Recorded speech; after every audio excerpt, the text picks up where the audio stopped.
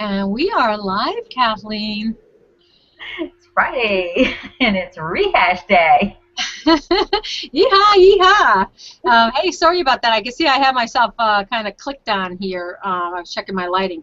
Kathleen, would you mind just saying something so I can see if I switch this over? Sure.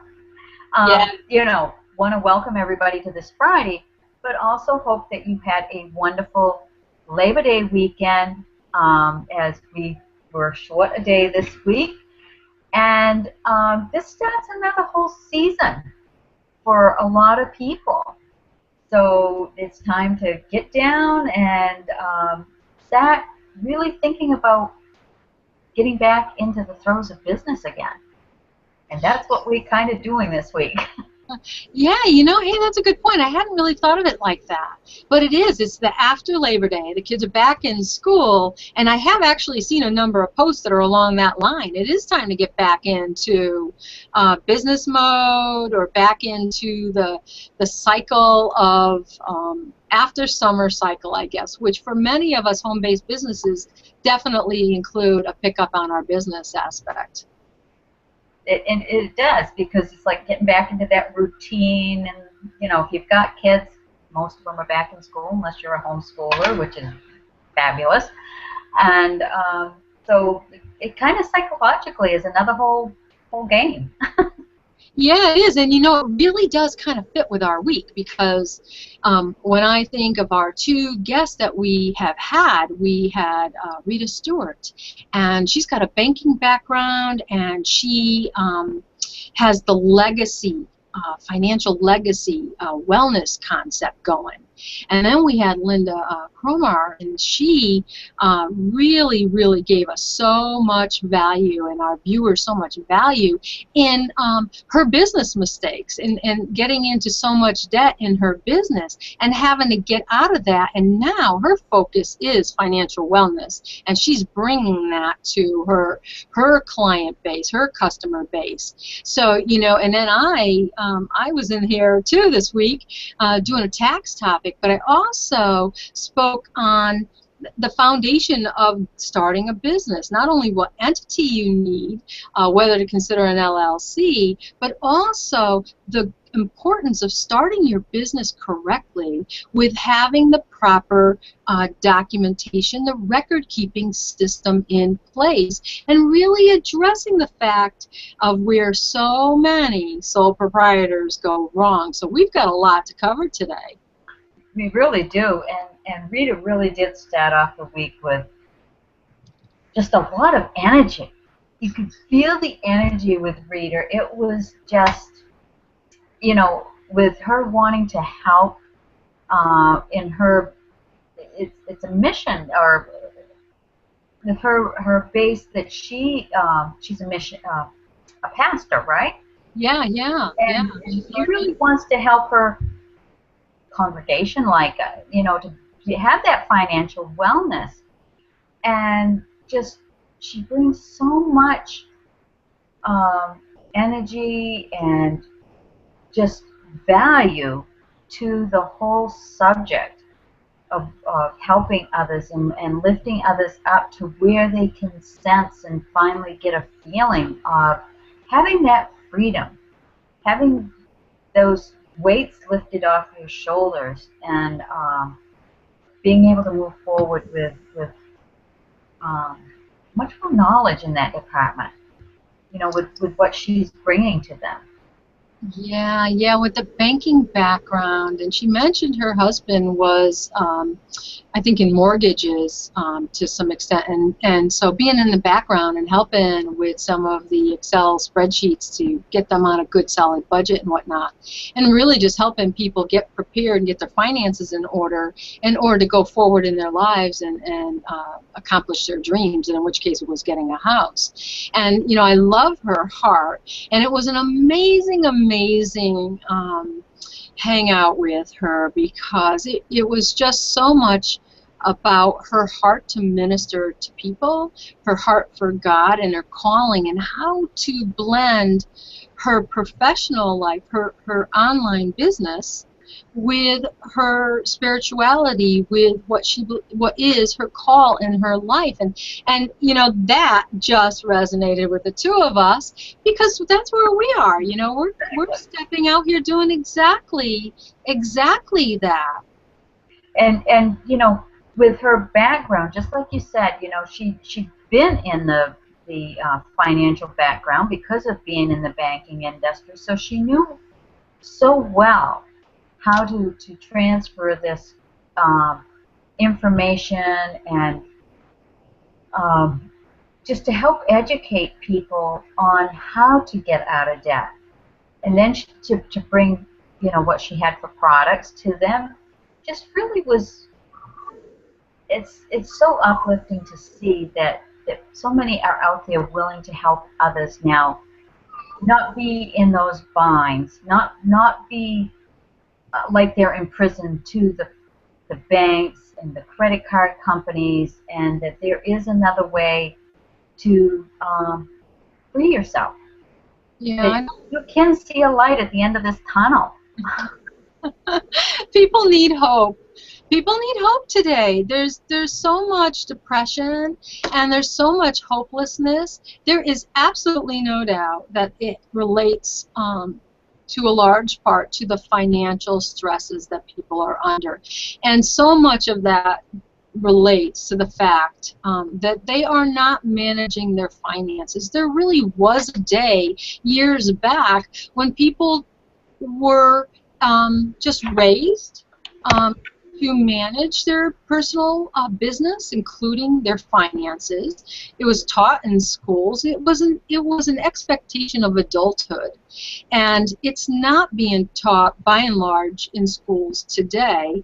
And many adults, I can assure you, as a CPA certified tax coach, and I do the financial wellness coaching, people are not managing their finances. They're just simply going about spending as much as they can spend and worrying about paying for things when the time comes. So there's no, they think of college expenses that might be in their future, but they just figure they'll deal with that when they have to, when they cross that bridge when they have to. And the same with retirement. So they're not saving for retirement. They're not saving for the kids' colleges. They're really not putting away money to buy a house, because nowadays you can pretty much do it with zero down, and they're not saving up money to buy cars. So and for that matter, so many people are really buying extravagances, like, say, eating out, or additional clothing that's not necessary but sort of luxury, if you will, on monies that they actually don't have. So there is a lot of stress, and that's the beauty that I see with Rita, is that she, as a minister, as a faith-based person, she can bring hope and inspiration into people's lives and help them address that imbalance in their lives and really enrich their lives that way. So she was joy. She just bubbled over in joy. I kind of was going with her because I was getting the energy was just really, really there. And when you were saying that, about people buying things now, but they're almost hypnotized now, and the whole industry has picked up on this by saying this is only just so much a month. Mm-hmm. And nobody takes the time to multiply those number of months out to see what the real cost is. And I noticed this the other day when I was getting my cell phone fixed, and the new payment plans that they have on cell phones, and it was just unreal.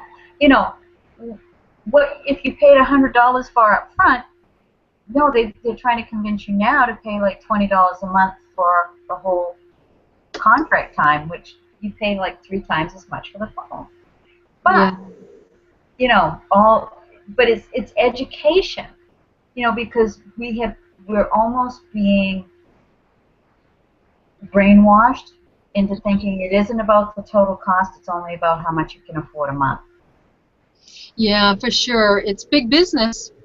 Financing, banking, debt companies, it's really huge business, and they absolutely do make that kind of money. When I think about, over the course of my career and my, adult life, being responsible for the early retirement of $1.1 million of debt. But say by paying off that $1.1 million of debt, helping others do that professionally, that saved about $500,000 in interest payments. Now, think about that. So if you look at the 1.1 million, that's principal. That's something that they bought. That was the fair market value at the time, if you will. So they borrowed that money to buy something. But for the privilege of borrowing, that, had they taken all the time allotted to them, if you will, to pay it off, that's $500,000 of interest that would have been paid out. See, that is why in my practice and why I'm so holistic. Yeah, yes, my history has been tax. Yes, it's been tax planning. But as a happenstance of doing that and really consulting with my clients, it's really come around to realizing, wait, I could save you these monies tax-wise, but it's doing them no good in the long run, and that's their argument to me. That's their concern to me, is that I'm not getting ahead. I'm making all this money, I'm working really hard, I feel like I'm on this treadmill, but we don't have anything to show for it. As a matter of fact, our debt is increasing. So when I go in and I look at their financials, just as you said, they've been sold into the idea that they just go for the payment amount. And so they look at their checkbook and they see how much money they come in, and they're saying, oh, I can afford that much per month. They're living paycheck to paycheck. They cannot afford really to pay off the principal amount. So they really aren't in a position to pay off those purchases. So they've got to do it incrementally. But if people only knew how those amortizations worked and how front-loaded they are for interest, and how really the bulk of the principal payments are down absolutely at the bottom of the payment process. So if people had only realized what that looks like, then they'd see, wow, that's where the $500,000 can be saved. It's a huge problem for people, because they're just really suffering with having to try to make more and more money to pay off for purchases that they had, way in the past, things that don't even exist anymore, for food that's long gone, dinners that are long gone, or maybe even, God forbid, but spouses, girlfriends, boyfriends that are long gone, and they're still paying for those kinds of expenditures. So, and speaking of expenditures and that kind of situation, wow, Linda blew me away yesterday. Oh, her story was just, it made you stop and hold your breath, because it's like, and that happens. And it's easy to get caught up in that process. Yeah. It's almost like an addiction, because you do it and you're being cheered. In this case, it was an upline or a company that was saying, do this and you'll be successful. Well, and you think, well, okay, a couple of months, well, the cycle hasn't gone, so yeah, I'll do it another time, and this month I'll start to see the rewards of this. I've planted the seeds, and then it's like, how do you get off that treadmill when you don't start seeing results? Or or maybe it's that you didn't have the education to know what to do with the results that you may have been getting, but then weren't following up with. In her case, of the buying of the leads, it just became, financially just devastating.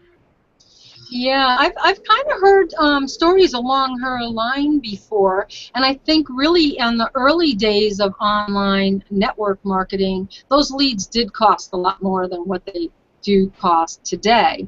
And there was also, you know, and there still is, levels where you buy in and then you buy in and you go up and up and up. And you know, I understand that part of her debt situation was really like that quote-unquote thing that I had mentioned on Wednesday, that going all-in concept, as a means of being encouraged by your upline or being encouraged by the company to prove that you're fully committed, then buy everything we have.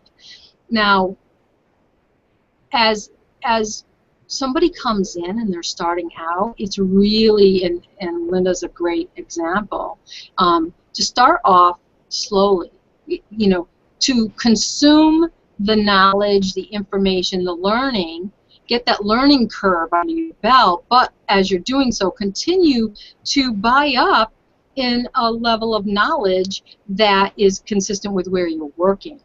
It's, again, as I had said on Wednesday, buying all in when you're first coming in and you're just getting your arms around it is like, you know, someone going into a 4-year college and just paying for the whole 4 years when, you know, say in a particular degree. Well, how many kids change their mind halfway through this? And so too, when people come online, they find out, wow, this isn't exactly what I had in mind, this isn't what I thought it was, and they back out.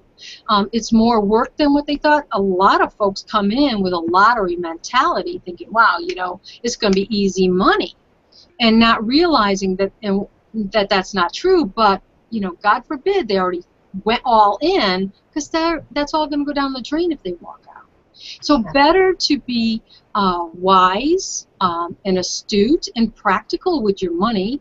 People have worked hard for their money, but unfortunately, like Linda, so many people haven't actually worked for that money. They've actually borrowed that money. So they're going to have to work for it in the future. So that's money that's sunk. You know, those are leads that either did or didn't materialize. That's something that's just gone and yet has to be paid for going forward. And all of that adds to that whole depression concept. And God bless Linda and, wow, her husband. Amazing, amazing story, because she found her way out of it. She recognized what she did and how she kind of got caught up in that, and she found a way out. But the best part of her story, Kathleen, wow, is the fact that this woman has used it as a platform of learning, that she can now go out and sort of guard other folks from falling into that pit, and being able to now see the value. She's in a financial wellness company. Now she knows the value of properly keeping the accounts separate, managing your money, knowing where it's going, making purposeful, mindful financial decisions in the business. And now, what a resource she is, because now she can share that. That's priceless. It really is, to help others coming into this, because it isn't that any of this stuff is bad. It's just at the point of where you are in your education level when you make those decisions. It's like, you know, this, like you said before, this is an amazing profession to be in. The sky's the limit with what you can do in this profession. Just do your due diligence, be wise, don't go beyond your educational level at whatever stage that you're at, and, you know, you will be successful. You will see the financial gains, but, you know, don't make it a head game with yourself. No, and you made an excellent point off air before we came on, that truly, if more people, or the people that had made the mistake of coming all in and, you know, just threw a whole lot of money right down before, you know, instead of taking those baby steps, if you will, if they had made more mindful, constructive baby steps, if you will, then they may very well have stayed in the industry, and they would have progressed because they wouldn't have been overwhelmed. They wouldn't have felt like they were losing. They would really be spending very appropriately with their progress. I think you're right. I honestly do. Well, you think about when you're a freshman in college or high school or whatever. You know, you've got a certain amount of knowledge. You wouldn't expect to come in as a freshman and that same year, or that same month, be able to do what the seniors are doing.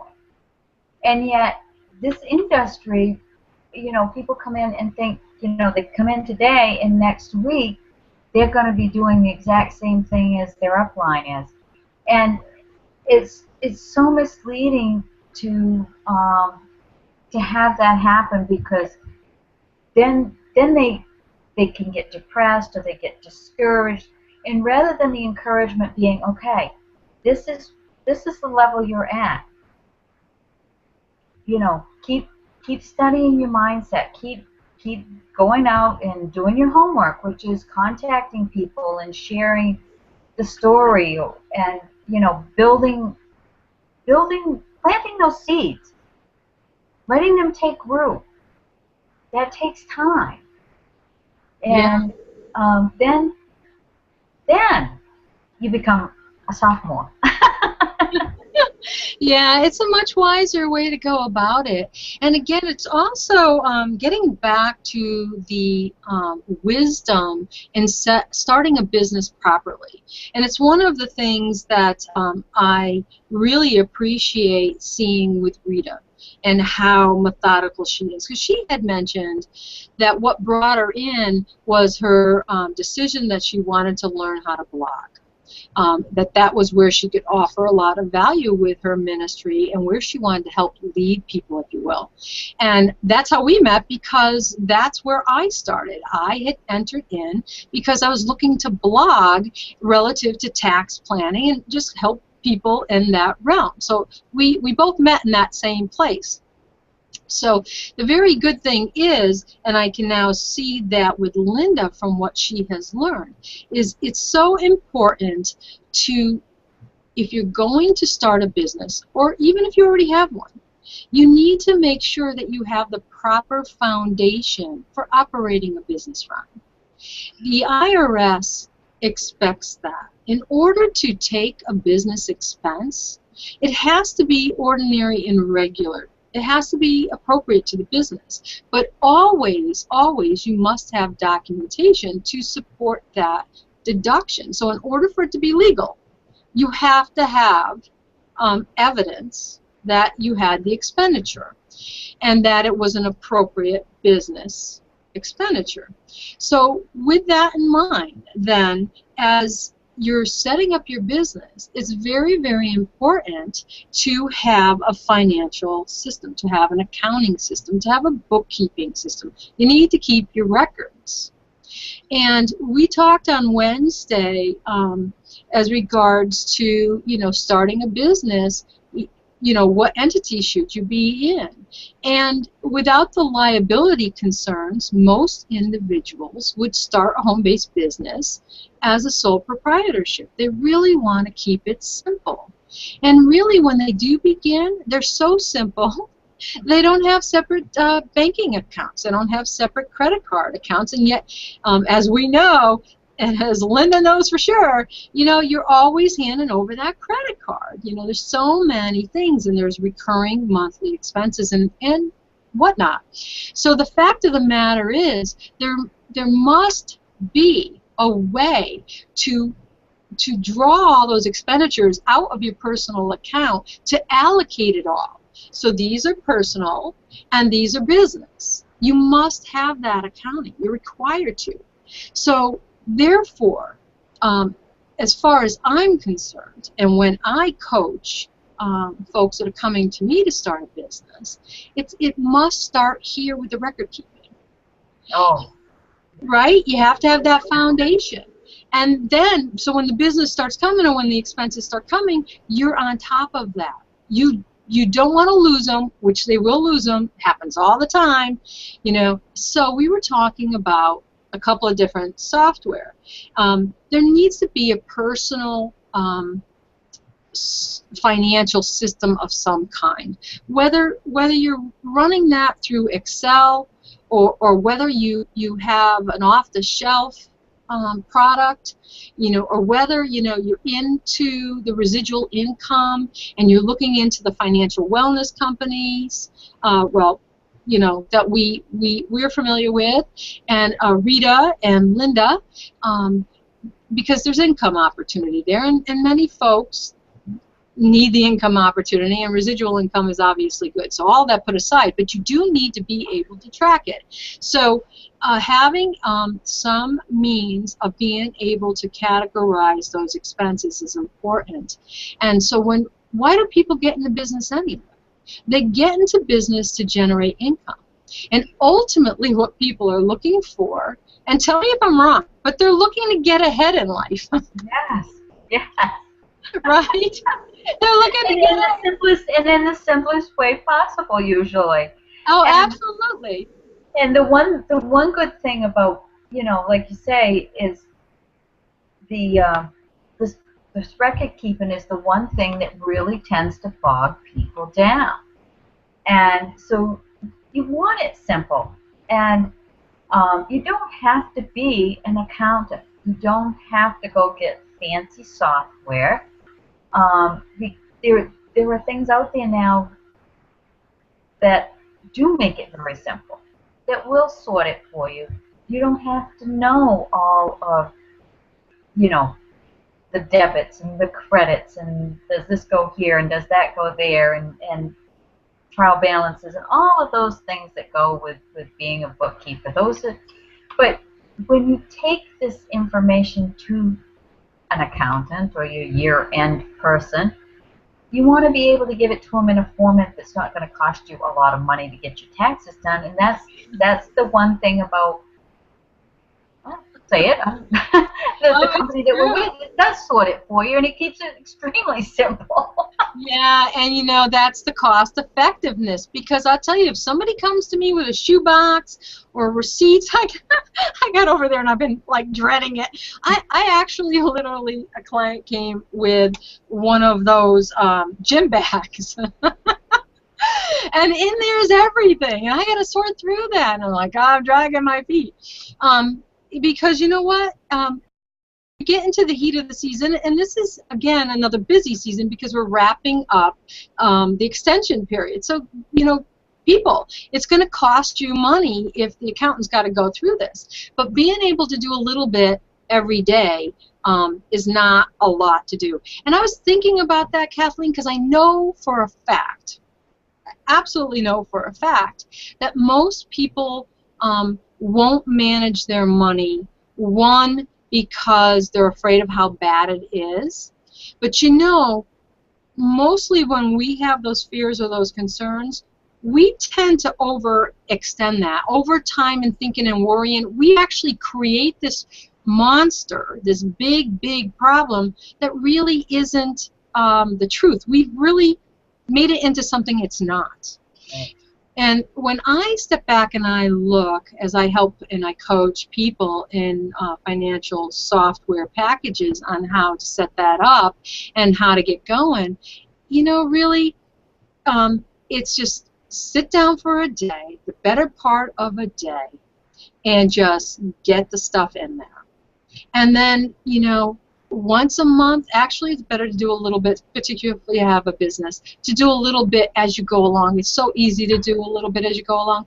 But heck, if you're the kind that wants to do it at the end of the month, it's really a couple of hours at the most, you know, 2 to 5 hours, depending on just how much stuff you got going. Because you can link down from the banks now. You can link your down credit cards. Once you put the time in and allocate those down links and say, oh, this one is my insurance for auto, or this one is my mortgage, or this one is my autoresponder, or my GoDaddy, whatever, and you start allocating, then every month thereafter it's already done. So truly, people make it into something much more than it really is. And that's why they feel so much more comfortable when they work with me, and I can just walk them right through it, because it's like, oh, they're actually so surprised. It's that simple, and it's that easy. And it's mostly because for so long they built it up into something that is a monster. The resistance. Right. To, yeah. Right. And they haven't done themselves a service, and they have no idea the amount of wealth that they are just leaking. And the point I'd like to make, and we are going to have to wrap up, is this: with solid, good financial record keeping, one, you're going to save on taxes because you're actually going to have the legal deductions that you can take on your tax return, and that will save you tax dollars. Two, you're going to really have an understanding of where your money is going, and you're going to realize that, wow, I had no idea. I don't value that, and that's not going to be a big deal for me to cut back. And those monies you can throw at debt. And I mentioned that 1.1 million that I was able to early retire professionally and personally, and how that saved $500,000 in interest. People are going to come to realize that they're going to save tens, if not hundreds of thousands of dollars in interest amounts. That's personal wealth. And here's the thing, Kathleen, here's the thing, is that once those monies are rescued, that's net worth. That's net worth. That's true wealth. And the beauty there is then people are in a place to make a decision. They can have greater time freedom, or so they can back off on work, because so many people are working just to support the debt servicing, and they have no idea, and it's a shame. So we are in an amazing time frame. Wow, we had Rita who can help with that. We have Linda who can help with that. Either one of us can help with that. It's absolutely amazing how easy it is to get that help, how cost-effective it is, and really when the savings and the wealth that's considered, it really has no cost. It has no cost at all. So with that, we had a fabulous week, and yeah, hey, next week we're actually on the road, so we won't be doing, right? It's next week. Yeah, it is. Yeah. On Wednesday, yeah. Right, so Wednesday we will both be flying from our respective homes out to Utah. So we won't be having a lunchtime with Kathleen and Emily on Wednesday. On Thursday and Friday, and actually Monday, we're going to be hosting our hangout from Utah. So it'll be fun. Yeah. All right. Well, people, thank you so much for joining us. We hope to have given value. Look, if you have any questions, get back to us. Yeah. Get back to Rita. Get back to Linda. We are here to help you. Thanks a bunch. God bless. Have a fantastic weekend.